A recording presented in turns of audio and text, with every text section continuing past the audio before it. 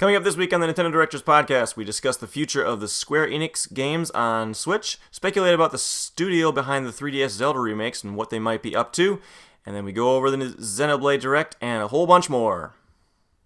Hi, I'm Mark. And I'm Brad. We're two middle school band directors. And you're listening to Nintendo Directors.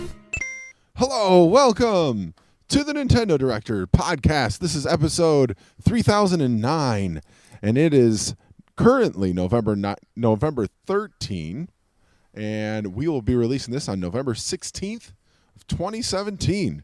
3009 episodes. That's a lot of episodes. That's a long time. Yeah. Such a long time. Yep. So I'm Mark, and my co-host here is Brad. Greetings. And this is a special episode because it's the Nintendo Directors Podcast Holiday Shopping Guide. It is? Actually, yes. Okay. Go buy a Switch if you haven't already. There you go. Right, There's our shopping guide for you. So there's also a lot more in this episode. And without me blabbing on anymore, why don't we? Hey, at why least don't we there's just Switches get they into can buy it? this at this point. Yeah, that's true. That's true. And find a SNES Classic or while you're at it. So, yeah. Good luck with that too. But I suppose they're still out there. So, all right. Anyways, let's get going with this. On with the news.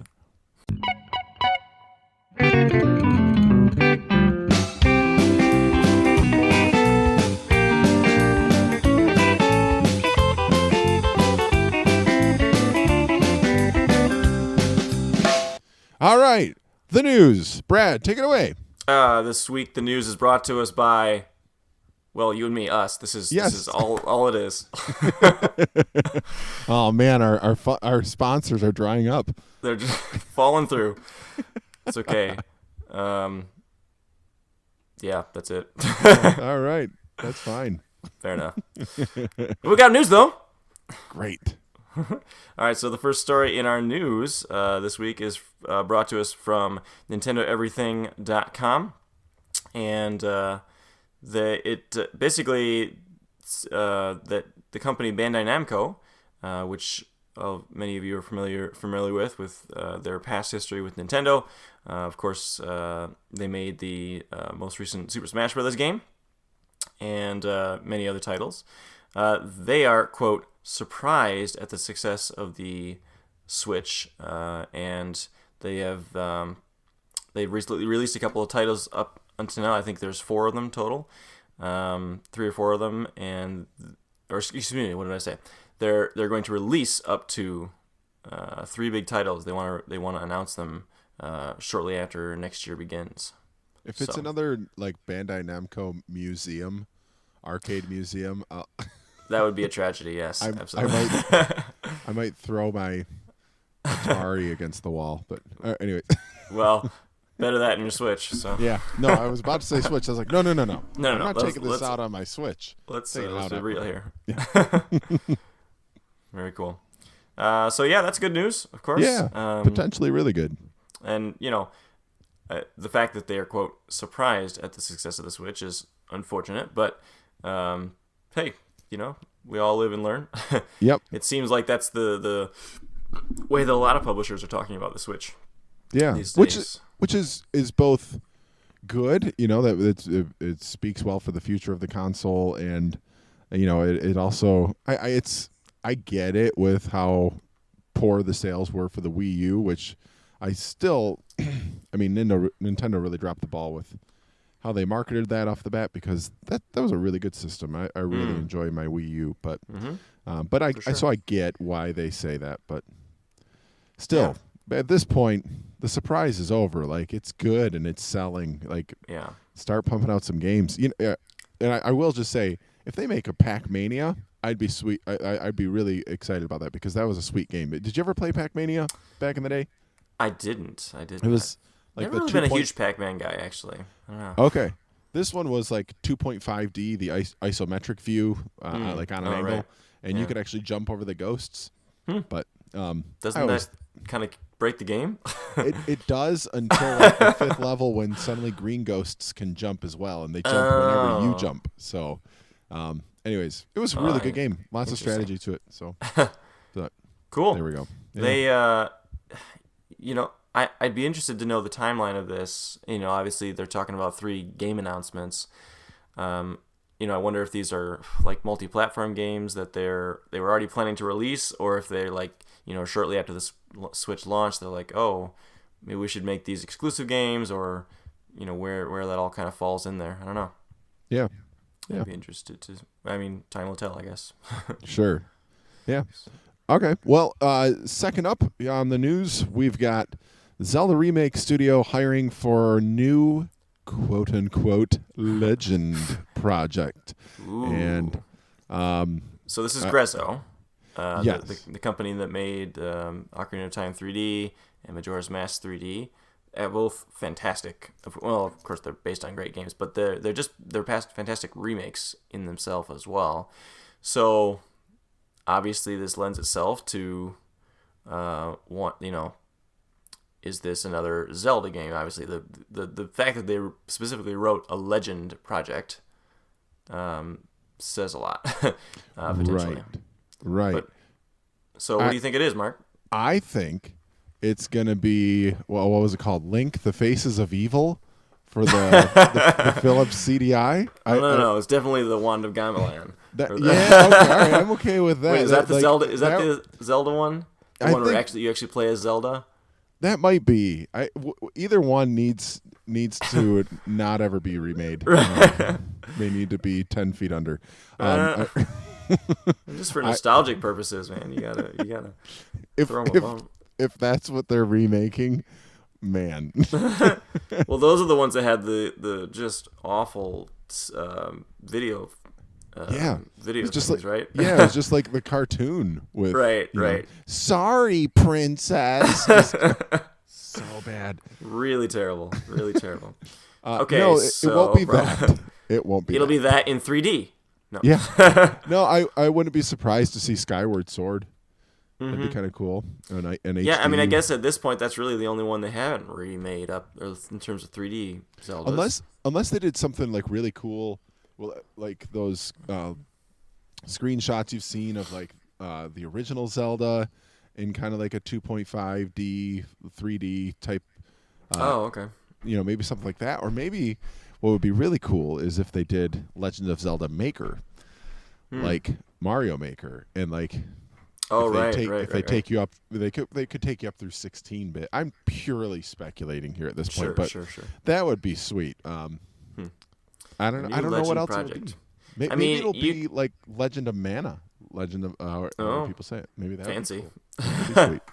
So. I mean, I think that has. I think it's probably likely to be like a Skyward Sword remake, because again, at this point, that's the only one they haven't really done. But I also think it's possible that Nintendo might finally just be giving them their shot at their own. Obviously it's going to be many years before we get another Breath of the Wild scale thing, but like I think back to the days when Capcom was kind of asked to make their own Zelda games on the GBA, so like a smaller 2D experience, while bigger development was going on with the bigger 3D games as well. And who knows? Maybe they'll get a chance to at least make a smaller experience that might be in a 2D style or something. I don't know. Just again speculating here, but I'd like to see what they can do, because they obviously do a great job with the remakes. So maybe they can do even more than that. That'd be sweet. Yeah, that'd be cool. Cool. So, by show of hands, everyone raise your hand who watched the Xenoblade 2 Direct. Crickets? Wait, there was a Direct? Yes, it happened. No, I'm sure both of you who watched it really enjoyed it. That's right. In typical Nintendo fashion, it was... Oh, yeah, by the way, in 10 minutes, there's a Direct. I missed it. I kid a little bit. To be honest, I love the fact that this game exists, and I'm for the people that really are into it. I'm very happy for you. I just can't bring myself to care about it. I can think of one person in particular that would be very hurt by that, but that's Oh. okay. I've got a friend who's really big into Xenoblade. Good. I mean, again, I'm glad. I totally get why people enjoy it. It's just, it's a little crazy for me. But you know what? There was some. I still did try to do some due diligence and watch the direct. And I think, especially if you are a fan of the series, but even if you're just a fan of, Japanese-made RPGs in general, I think you're going to be really happy with Xenoblade Chronicles 2.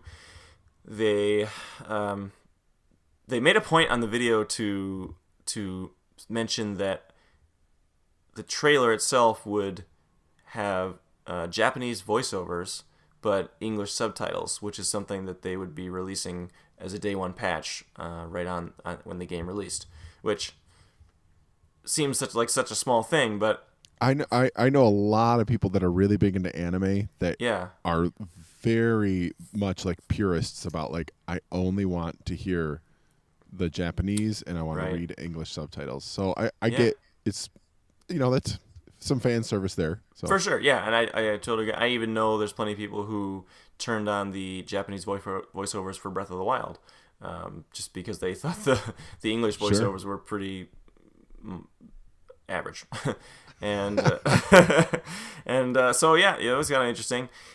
One thing I picked up from this direct was that they went into quite a bit of detail about the battle system of the game, and it's really deep, and I just kind of complicated, but again, for the people that are into this, it probably sounds like fantastic, like amazing, like they're really excited about it, because there's just a lot of layers to it.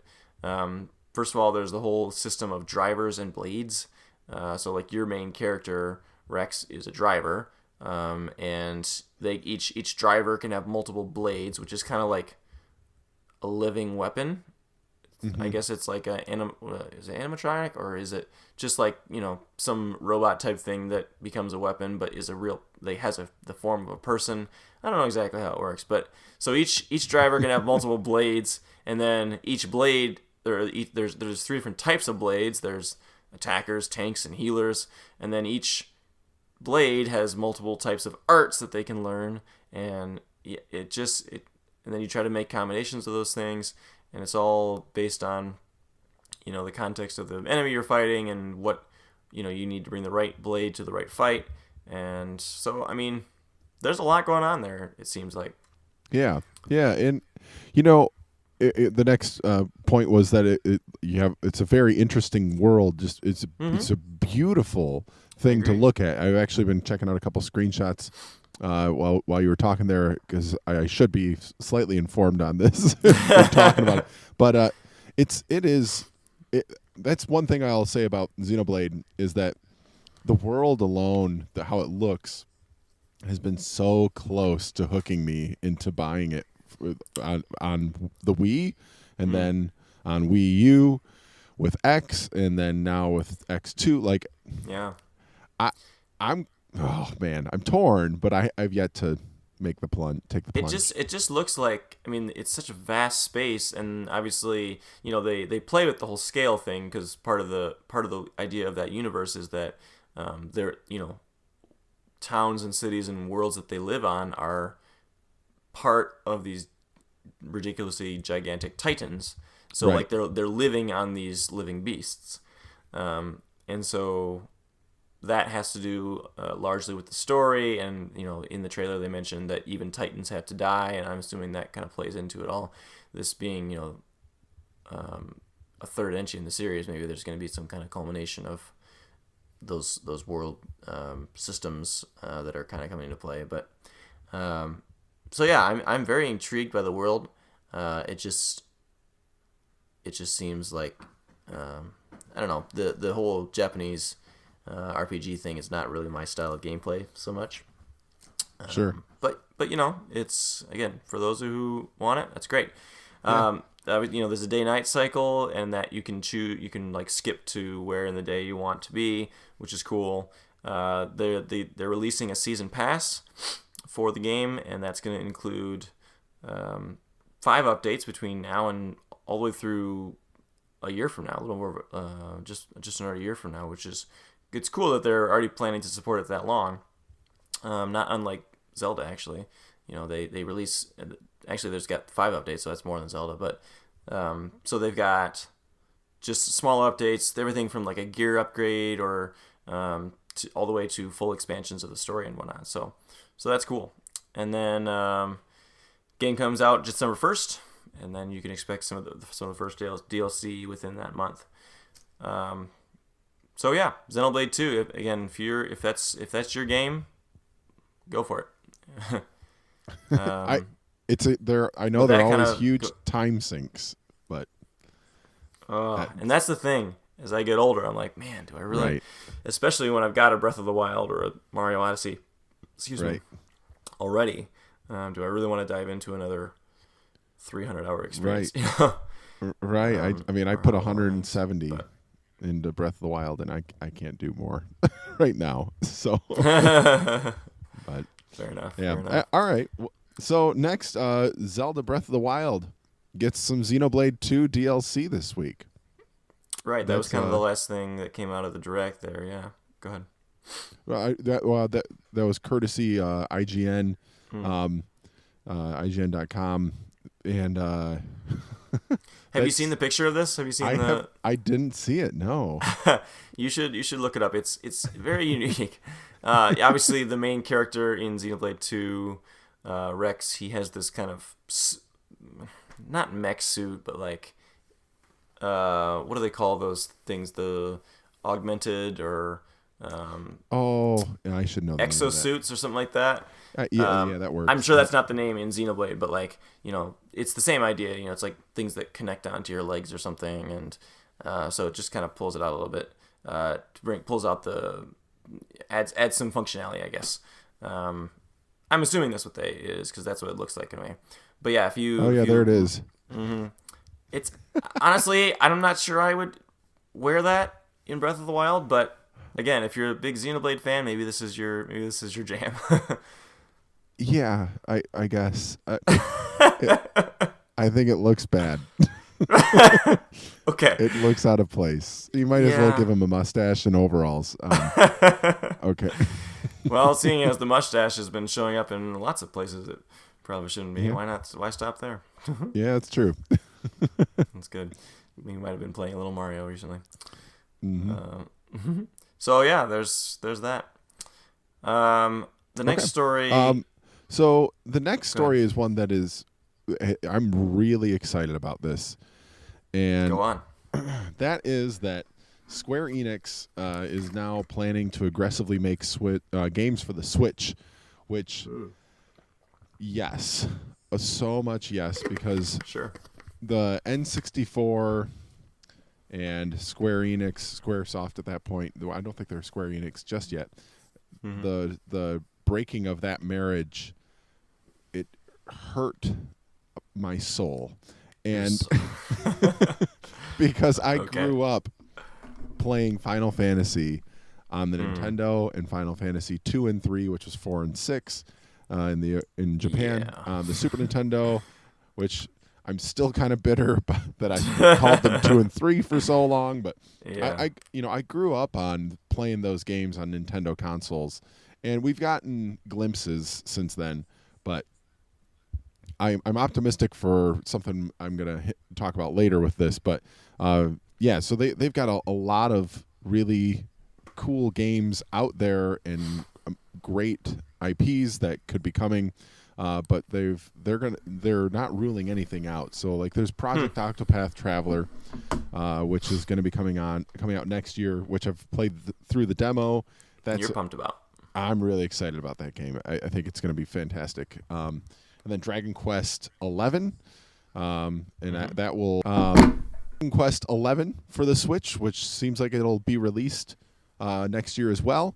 And by the way, if there's a hiccup in the way I was talking there, we had a dropped call on our FaceTime, so we're going to be splicing this together. So that might sound kind of weird. So, but anyways, So I mean, those are two really anticipated games that I'm really excited for, and but then they also mentioned the Switch's momentum is strong, and that Nintendo's doing great. Nintendo doing great is good for Square Enix, which, duh. Like, Duh, yeah, exactly. that's fantastic that they realized that. So, yeah, I don't know. Why don't you talk about this a little bit? Yeah, I mean, again, because of my, I won't say lack of enthusiasm, because I know I definitely have had some fun with RPGs and stuff over the years. I never have played a whole lot of like Square RPGs specifically, outside of if you count like the original Kingdom Hearts, which I guess is part of that. But I seem to have missed a lot of them because like I didn't own a Super NES, and by the time it got to GameCube, we were kind of past that era, and I didn't own a PlayStation console until the PlayStation 4, so kind of missed a lot of that. But I'm super happy that this is happening. It just lends itself to the fact that so many companies are realizing the incredible potential, and well, not just potential, the success of the Switch, which is always a good thing. So yeah, yep. And there's so the Switch is ideal for middle range games, which Square Enix is really good at making. So they're saying they're going to work on making those aggressively, which is, fantastic. I like seeing them say aggressively, like, yes, and they're not ruling out any IPs, which Final Fantasy 7, please, right? Final Fantasy 15, please, and then. What and I didn't they just remake 12? They just released 12, an HD 12. Yeah, that sounds about right. That would be great on the Switch. But for sure. I'm going to make my plug, and since Square Enix is they're avid listeners of the Nintendo Directors podcast, I'm going to make my plug one more time. One more time for Final Fantasy 6, an HD remake of that to come to the Switch. So. Yeah, I still haven't actually gotten a chance to sit down and start that on my Super NES Classic. In fact, I'm lamenting the fact that I haven't really been able to do as much of that system in general, because the whole Mario thing happened, and is happening. Yeah, there's some Mario game we'll talk about in a minute. So, yeah. So this is great news. Yeah, I'm super pumped about it, and They have the IPs that I want, and I'm excited for it. So, yeah, very cool. So our final story this week is Hulu, and this was just kind of interesting in how it worked, because it really just sort of like stealth released. Yeah, it just had like a bunch of games were coming out this week, and they kind of slid that onto the list. They're like, here's all the games that are coming out this week, and then like somewhere in the middle of the list, it was like Hulu streaming service. Yeah. Oh, it was okay. And it was like the announcement was almost like, yeah, Hulu, it's been available for a month. You didn't even realize it. Right. We've just been releasing so many awesome games, but Hulu, yeah. And yeah, because the whole thing is like none of the major streaming services have been released for the Switch at all, which, as far as I understand, that was mostly by design. Right. Nintendo wanted to release a system that was sleek and quick, and specifically for gaming, and making that really quick transition. The quick load times, quick startup times, I guess, time to game, if you will. Which I think they absolutely succeeded at. I pick up my Switch and I'm into Zelda in 3 seconds. It's the best. If you have it suspended, it's awesome. So now they're in theory going to start releasing these things like this, and it seems from rumors that we've heard too, is just like these have been ready for a long time. It's just they've been waiting for Nintendo to kind of give the word. So so this is one good step. Obviously Netflix is the other big one, maybe Amazon Prime, for those who are waiting for those things, but they are coming. They'll get here eventually, I'm sure. Yeah. Hopefully sooner rather than later. So if you consume content like that, you're almost there. Yep. So that's pretty cool. But yeah, so lots of good news this week in Square-Enix. Yes. All right. All right, now on to what we've been playing.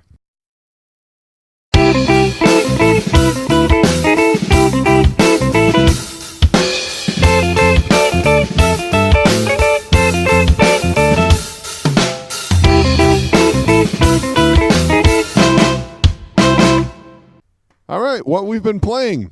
I think it rhymes with Blario. Oh. What could it be? Doom. That's what you've been playing, right? Doom. Oh, well, actually, I'll talk about that first. I okay. am not playing Doom. And I wish I was. I went to download it. And then I couldn't download it. Because I didn't have enough memory. And that was that was when I realized I need to get a memory card. So, I Breath of the Wild I had on a physical cartridge, and then yeah, me too. the rest, everything else I've gotten on my Switch, I've just downloaded. And when I went to download it, and it was like 23 gigs, I was like, oh dear. I don't have 23 gigs.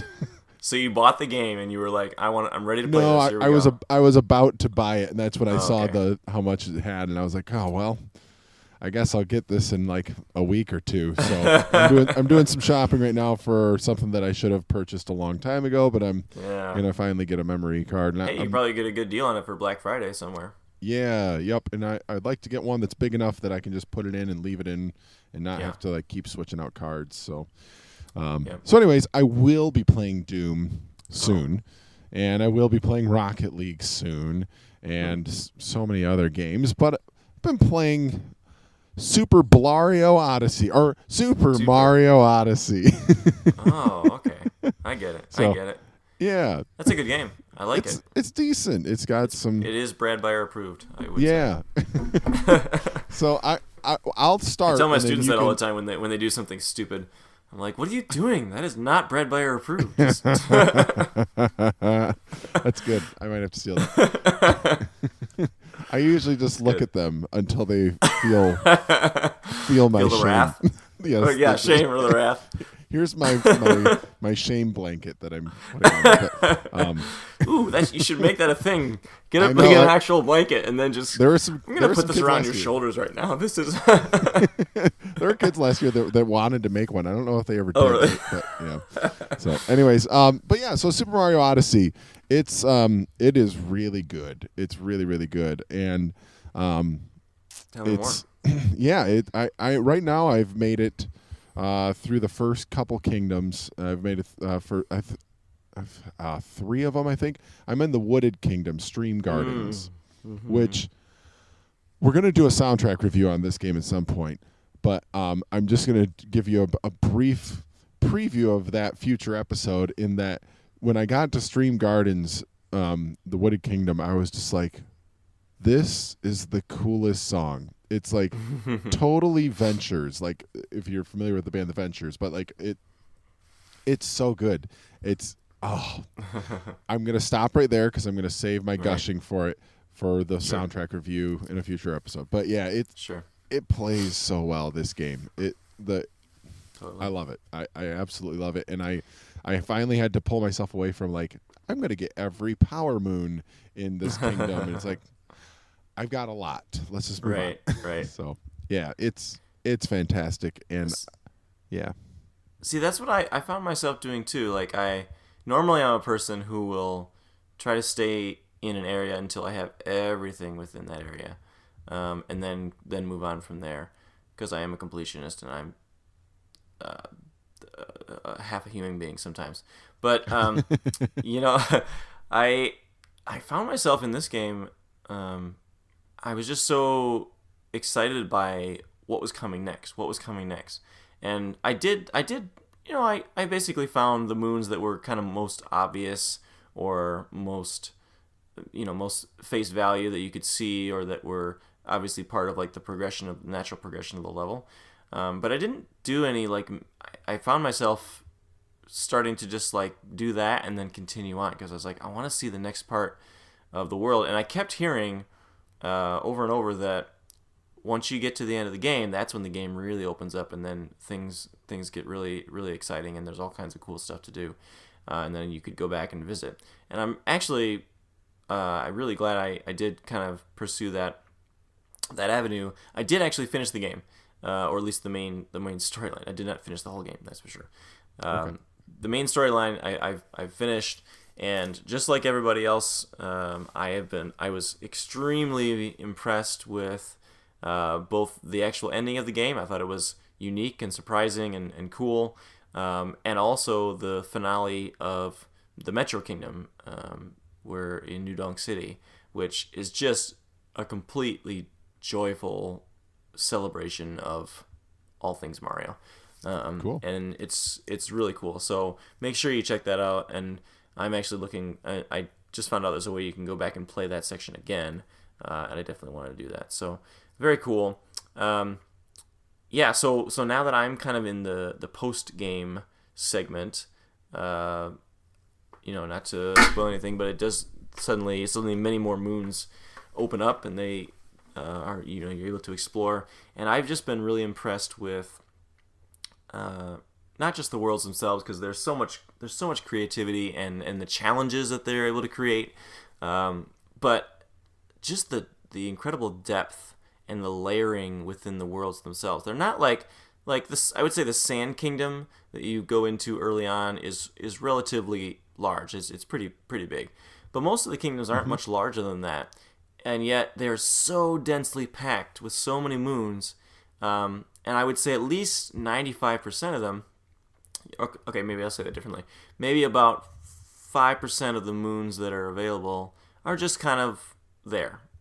They're Sure. they're not super difficult to find or to catch. But basically everything else, all of these hundreds and hundreds of moons, they all have at least a little bit of a puzzle or a challenge or something. And the consistently creative, consistently surprising ways that you discover them, or solve little puzzles. It's constantly just like you feel rewarded all the way through. Yeah, I've experienced that too. And I'm excited to see what it's like when I get to the end of the game. Like when you're speaking about, the moons, more of them just opening up to you. So yeah, it definitely feels, like you just stumble upon an area where it's like, oh, if I do like this little thing, that I think the game is asking me to do this, and it just leads you. It rewards your exploration. Yeah. Yeah, it's like the smallest little carrot in front of you, where it's like, oh wait, oh no, that's a big carrot. That's a moon. Like, yeah, that's cool. Yeah. I didn't think that would happen, but I'm smart because I saw that. I know. Nobody else saw that. No one. I've gotten so many moons that no one else has gotten. So and that's brilliant. That's brilliant game design right there. When they make you think that you're doing things you're not supposed to, or that nobody else figures out. That's right. the way they lead you into that kind of thinking. That's beautiful. Yep. Just I will say, so.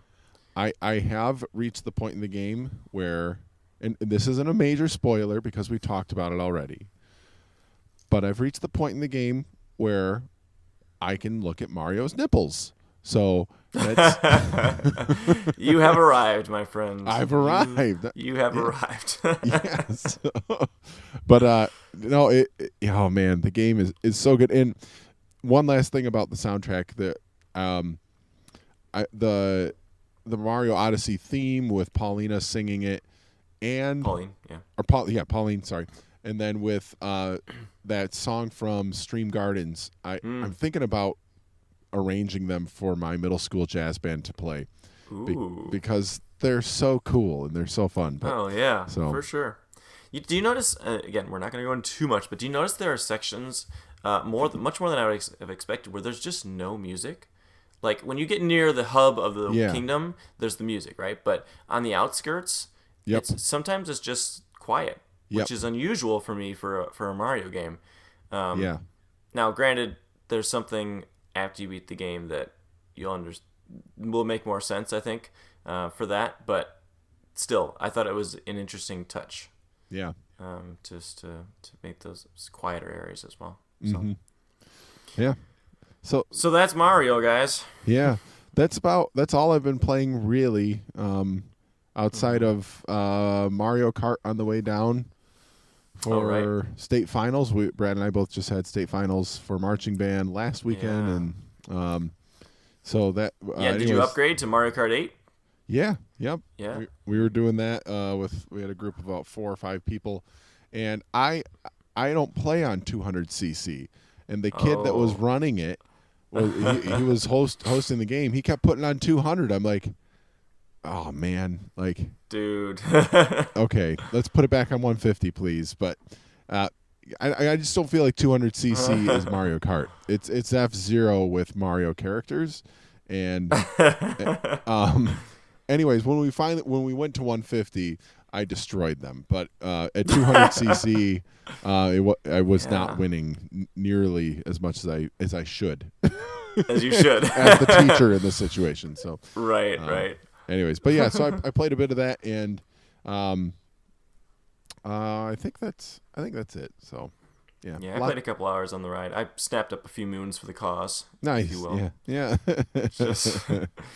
Yep. It was nice. Glad I didn't have to drive. But hey, you guys have all the listeners have been anxiously pushing along with us here. Marching Band is now officially done for the season. So yeah, that's don't get us wrong, guys. We do love what we do, but it's just 4 months of just constant. I always say that marching band is really enjoyable work, but every year it teeters on like almost too much of a good thing, where it's just like I really enjoy when I'm there doing the work, but it's a lot of time away from home. So, but it's a really great activity. So, and you get to play Mario Kart on the bus ride down to state finals. So that's great. There you go. So, there you go. Yeah.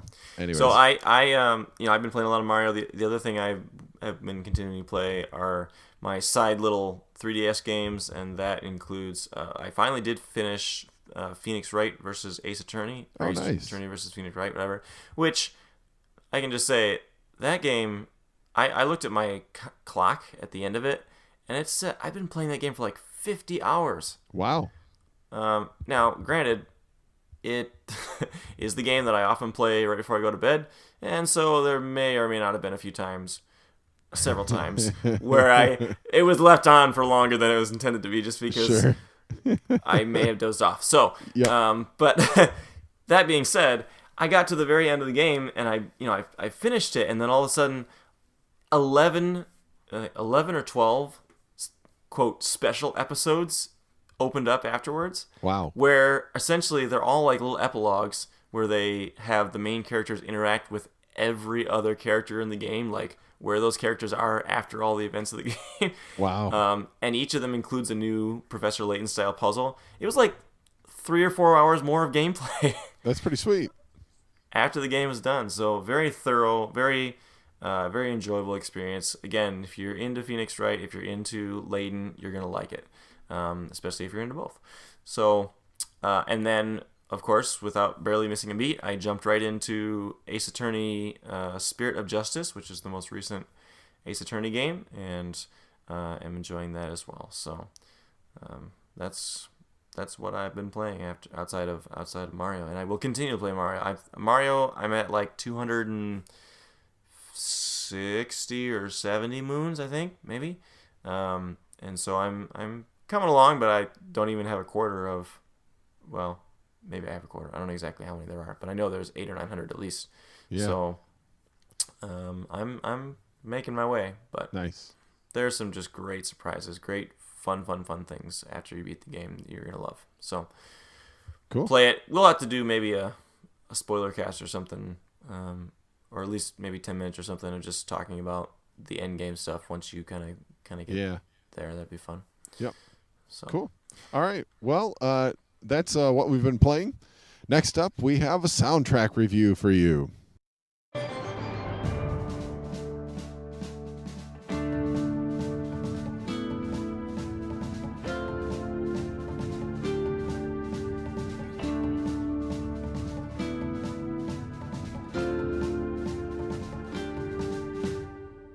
Soundtrack review, and so this is actually less of a soundtrack review than it is a soundtrack retrospective. We're gonna look back at an older game, but still a great game. Obviously, many of you have played it.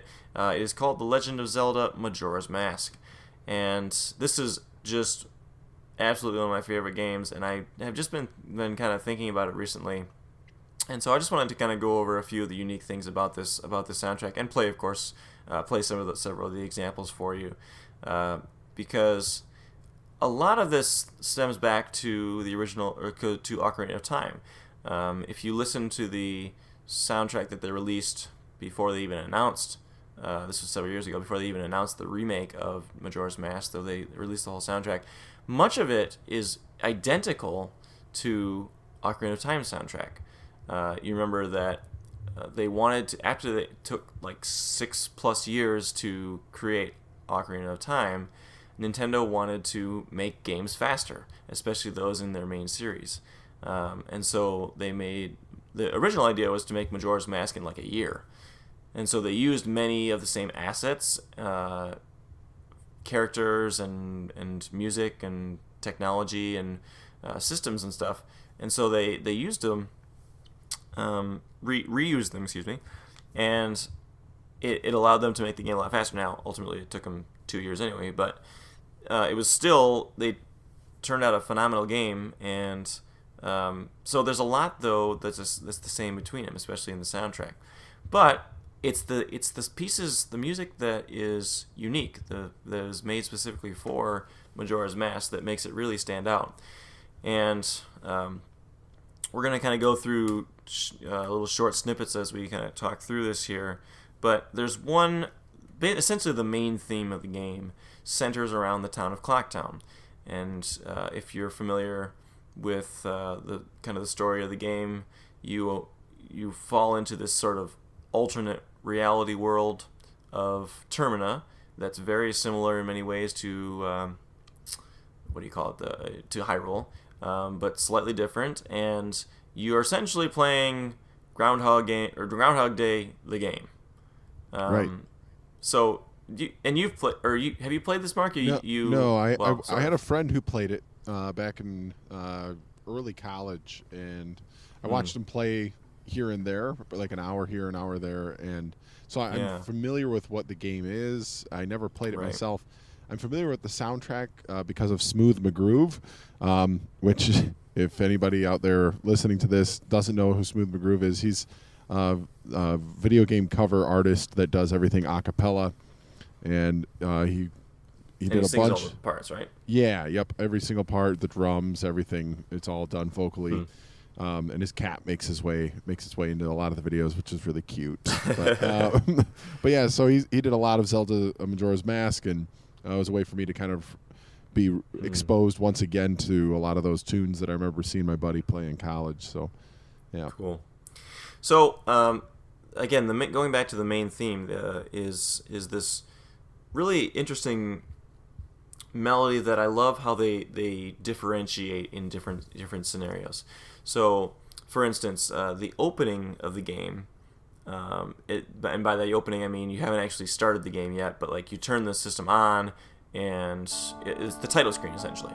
And so this introduces Clocktown itself. It's got a very, it's just like this quiet morning thing, and Link's kind of sitting up on the tower there, very peaceful, very relaxed city, and it creates this melody, which I won't attempt to sing here, but hopefully you're hearing it in the background. And it's just got this very serene quality to it. The melody is played very slowly, but like with a harp, and it's got this plucking that kind of plucks through the melody, and I don't know, with the way that they accompany it with the orchestral parts underneath, just very. I think about waking up in the morning, and you go and you grab your coffee, and you just go sit on the porch, and this is what the theme, the theme that might accompany something like that. But the really interesting thing that they weave into it, and that it plays into the rest of the title screen, because after you have that serene setting in the morning, all of a sudden the camera pans a little bit and it starts to show the moon, which, if you're familiar with the game, is this big scowling evil face, and the moon, of course, is crashing down. That's the primary problem in the game, is this moon is crashing down into the earth and you got to save it. And so you have these 3 days to do it. So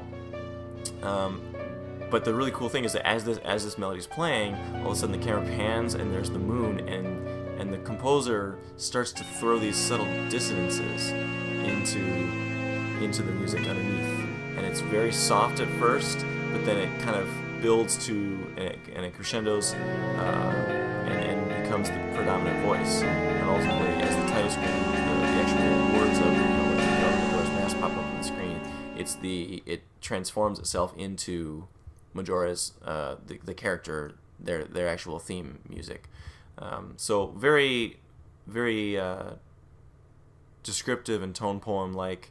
So I really appreciate that. So it's just kind of a cool way to if you don't think about it, excuse me, there's a lot of thought that goes into the process of composing music for a scene, and so I think that's pretty cool.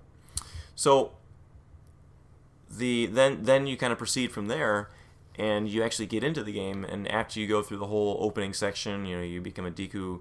Spoilers, obviously, for a however old 17-year-old game. You get turned into a Deku scrub, and you have to you get turned back into a human eventually, and then you end up in Clocktown there in the first on the quote the first day, and so you have the first official version of that same melody that you heard in the opening, except it's a little bit faster and it's a little bit more upbeat, and so it creates this progression of there was the opening, like the sun rising up and everyone being very peaceful, and now we're here on the first day, and this is the first day of 3 days of impending doom. But it's still at this point very happy and very very simple. Everyone's just going about their business, and so the music reflects that, and I think that's really neat. Which, of course, but time never stops, and so eventually you get to the second day, and however many hours remain. Of course, insert memes here, but we have you see all those memes about, especially when the Switch was about to release, 24 hours, the third day or whatever. Yep. It was pretty great. Or any of the major game releases that have come since then. But Facebook, it happens. So on the second day, once again, the composer takes advantage of the sort of impendingness of, the moon's getting bigger on the horizon there, and there's this sort of like nervous energy that everyone's kind of got going around. They mention it when you talk to them occasionally, like, what's going on with that big moon, and so the music reflects that. It's a faster, almost more frantic pace of the music, but it's still got this jovial feel to it. There's not like again, everyone's just kind of like, it's almost as if everyone's just trying to ignore that the moon is there. Right. And they're trying to go on with their life, but they're still just a little bit on edge, and so again, you don't think about it too much, but I think the music really conveys that there on the second day. And then the third day, the music, again, same theme, same type of melody, but definitely at a sort of frantic tempo and very, very rushed. And ultimately, you let it play for a little bit, and those evil-sounding dissonances start to creep in. Underneath the music, and it's really creepy because it's this it's like two-faced kind of creature. You got this big happy-go-lucky mask on the front, and then underneath you've got this very sinister sounding overtones that come through. So I when I think back to this soundtrack, that is a very iconic progression that I just love experiencing, even every time I go back to play that game, which I do, I would say probably at least once every year, well, maybe once every 2 years or so, I go back and play Majora's Mask. Do you like it more than Ocarina? No. but that's such a hard, It's hard like asking, thing. pick your favorite child. That's right.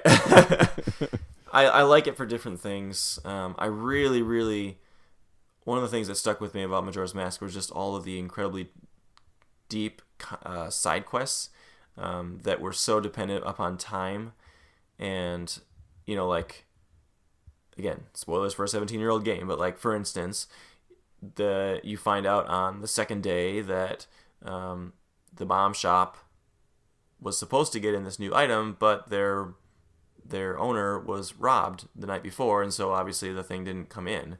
So what do? Well, you go back in time and you stop the robbery from happening. So then all of a sudden you can show up on the next day and you can buy that item. Just stuff like that, where you had to interact with each individual character, and they all had specific places they had to be, and they would go through that. So I love the intricacies of the side quests, even if the actual main quest wasn't quite as exciting. But just the overall grandeur and the darkness of that game was really interesting. It really explores some deep themes, which we're going to get to shortly when we talk about some of the other music. But so I really love that. But man, Ocarina of Time, maybe it's just a nostalgia thing, but like, that was my first really 3D game. I think when I originally got my N64, I wasn't like, I played games, but I wasn't like really, really into it. I think I ended up getting, like, my mom wouldn't let me, when I was a kid, my mom wouldn't let me get GoldenEye for the 64 when I got it, so I settled for Pokemon Snap, which I'd never even played a Pokemon game before that. So that was kind of weird, and then my friend was like, dude, you got to try this Zelda game, and I was like, okay, let's try the Zelda game, and my life changed forever, so. That's awesome. So it was great. But yeah, very difficult to choose between the two. So we've got two more quick tunes to go through in this soundtrack, and the first one I want to talk about is the Song of Healing, and this kind of goes back to what I was talking about with the more mature themes, actually, of the game itself, because it actually explores a lot of kind of darkness, and you use the Song of Healing several times throughout the game to heal people, but not like in a physical way, like more like in an emotional way. Essentially, the masks that you get from the Gorons and the Zoras and the Dekus, well, actually not from the Deku, but you get from famous heroes of those nations or tribes or whatever that had died in battle or whatever they were doing, and they're crying out for their my soul to be healed, or my I think it's my soul, yeah.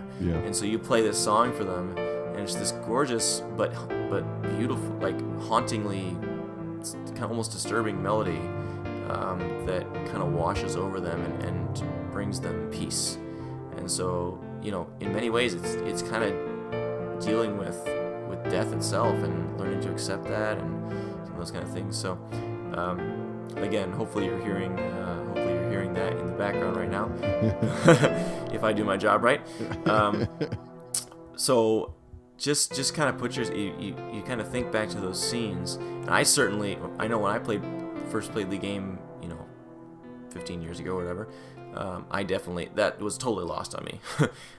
Sure. But as I look back on it now, it definitely strikes a different chord, if you will, for me.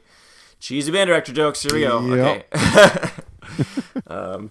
So very interesting piece, but again, very somber, melancholic. But I really appreciate it because it stands out from a lot of the rest of the soundtrack and soundtracks in general at that time, especially.